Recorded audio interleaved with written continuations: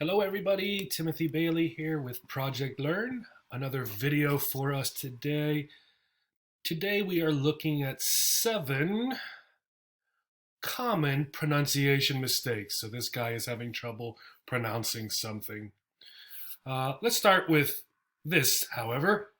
For those of you who have not studied pronunciation very much, one of the things you might see in your online dictionary are these symbols.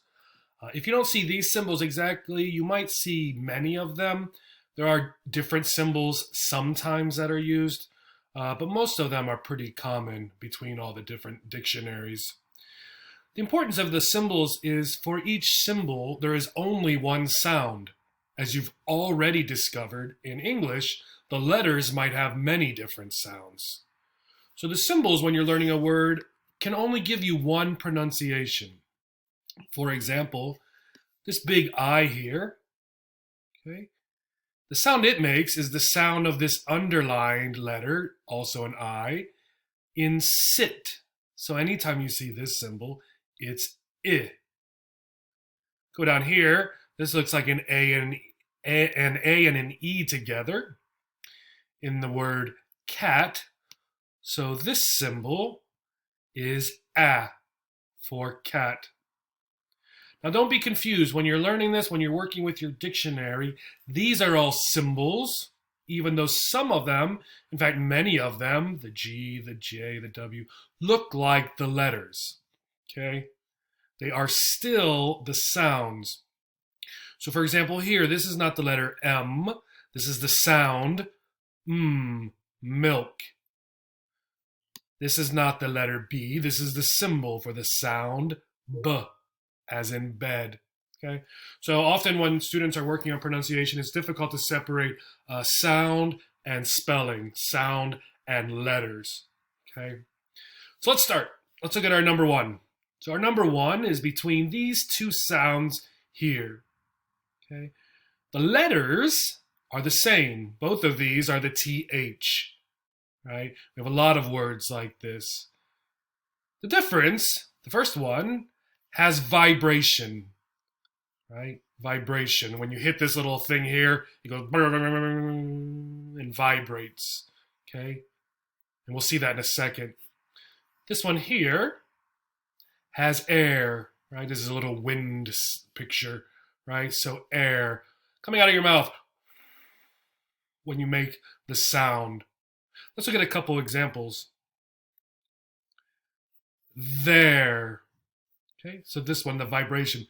Then if you take your hand and you put it down here, or even here, you can feel the vibration. Move it here, and you should feel very little, if any, air coming out. There. Them. Either. Or either. Father. Right? And you can practice when you're practicing this particular TH sound by exaggerating. I always tell students to exaggerate. So go back to the first one. There. There. So you really practice the sound of it. Of course, in the world outside, when you're talking to people, you don't want to sound like that, right? But you can practice like that. Let's look at this one. Think. So again, put your hand here. Think. Not the same, right? You should feel almost no vibration. Think. Think. But you do feel air. Think. Bath. Bath. Both. Both. Three. Three. Okay? Now, for these two sounds, at the beginning of words, this one is often for function words. Function words are sort of the words that hold sentences together, not the nouns and the verbs usually, right? So you see there and them and either. Now there is a noun, father, right? There are always exceptions. but many times they are the function words. This th sound, however, are often the key words, the nouns and the verbs, think and bath and both and three. Okay, right? That's a difference for them. Another one, verbs, particularly those ending in th, right, are more often this. So when they are going to be this, the verbs, right, they often end with the the, right? So we have a word with an e on the end here, bathe. So then the th changes from this sound to this sound. Nouns are most often this th, the aspirated, the voiceless th with the air here. Okay. Let's move on to number 2. So this upside down looking E thing is called a schwa. And there's another symbol that goes with this little symbol here. This is called a caret. These two both make the same sound, The difference is that the schwa we use in unstressed syllables, right? Syllables that don't have major focus is what a stress kind of is. The caret then are on the stressed syllables of words. Let's look at an example. About. The stress for this word, there's 2 syllables. Here's the first one. Here's the second one. This second syllable gets the stress. So the A then makes this sound, right? So if you're looking this word up in the dictionary, right, even though they both make this is a stress, this is not stress. Your dictionary will have this symbol, okay? Try another one. Against, against. Again, here we have the A as a syllable by itself, then against, right? You'll notice often the A, if it's a syllable by itself at the beginning of the word, and we have a lot of them, is the schwa sound. Let's look at another one. Different, different. This one here, the red E, gets the schwa, usually, right? Usually. Now, people might also say different, and then they have 2, a schwa and a schwa. So depending on the dictionary that you're using, they may give you both of those as common pronunciations. They may only give you the schwa here, different. Okay, but listen to the people, your neighbors and your friends and your family that are native English speakers, and see if you can tell where they're putting this sound and how they're saying this word. So another example. Development, right? Development. So again, here the O turns into a schwa, and the actual E also gets the schwa sound, and the stress is in the vowel here, development. Okay. Let's move on to number 3. Number 3, right?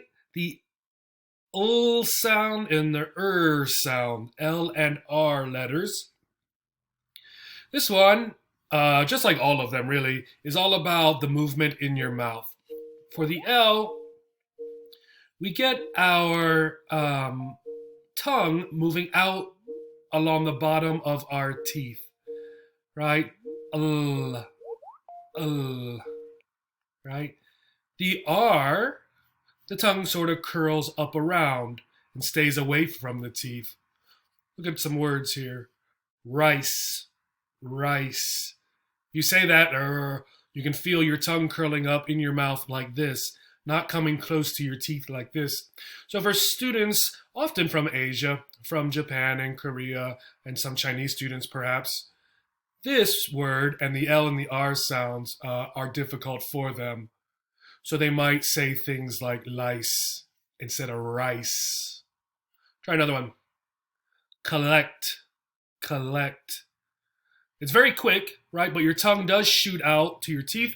Collect, collect, collect. Correct, correct, correct. And you can feel it curling when you do this. Lead, lead, lead. Now your tongue may not stick out quite as far as here. It may hit the back a little bit here, which is okay. It's the same idea, right? Read, read, read. And you can feel the tongue curling up there. Number 4, we have 3 sounds that sort of go together. This symbol, right, is the sound as in this word, give, I. This symbol that looks like a small a and a big I is this sound, 5, I. And then you might see either of these. You might see this or you might see this symbol, depending on where you go, right? So for this word, it's as in this word, leave, E, leave. Let's get some more here. Which one is this? 1, 2, or 3? 1. If. This one. Sit.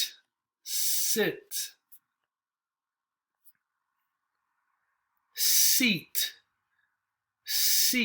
So E. Notice the E and the A, the E and the A. So for people who are learning these words, right, they at times, depending on where they're from, they might say this as this. So they say seat, please seat here, right? And it sounds like this, right? This is important even if you know these words, because there are more difficult words where you still need to know the sound that it is being made, okay? Another one. This one's harder maybe. This one, busy. So notice the U here sounds like this, busy. Well, this one. There are 2, here and here. Both of them, this one. Minute. Both of these are going to make this sound, right? This sound here. Now, the part of speech can also change if you have not discovered words in English, homophones, right? So here's the verb, right? Live. I live in Ohio. Live. Right? The zoo has many live animals. Live. Here. So the verb and the adjective depends, and it changes the sound for this I. And that happens often as well. Number 5, W and V. The symbols that look like W and symbols that look like V, but these are the symbols. So W, V, okay? W, you can see your mouth is more open when you make these words. And the V, the top of your teeth scrape the bottom lip. So the top teeth scrape the bottom lip. V, V. And if you exaggerate when you're practicing pronunciation, you can see it very clearly. Very. V, V. Go back to the W. W, W. White, white, white. Okay?